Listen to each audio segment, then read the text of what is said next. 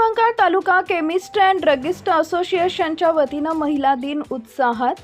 Kavathemahankal taluka chemist and druggist association महिला समितीच्या वतीनं महिला दिनानिमित्त महिलांसाठी विविध प्रकारच्या कार्यक्रमाचं आयोजन करण्यात आले होते. याला महिलांच्याकडून मोठा प्रतिसाद लाभला.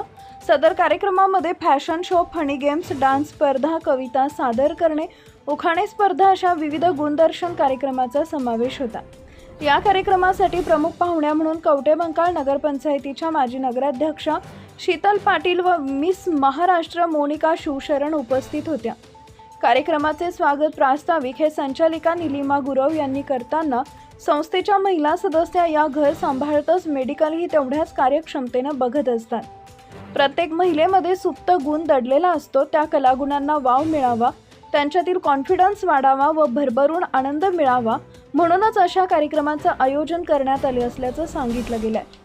तर प्रमुख पाहुण्या मिस महाराष्ट्र मोनिका शिवशरण यावेळी बोलताना म्हणाल्या की कवठेमहांकाळ सारख्या ठिकाणी महिला स्वतःचा व्यवसाय सांभाळत अशा प्रकारचे सामुदायिक कार्यक्रम घेतात हे पाहून आनंद झाल्याचं सांगून फॅशन शो म्हणजे तोकडे कपडे घालणे हे नसून यामध्ये स्वतःची प्रतिभा, बुद्धी, चातुर्य, कलागुण व आत्मनिर्भरता दाखवणं महत्त्वाचं आहे. तर माजी नगराध्यक्षा शीतल पाटील यांनी केमिस्ट महिलांसाठी नगरपंचायतीमार्फत सहकार्य करण्याचं आश्वासन यावेळी दिले.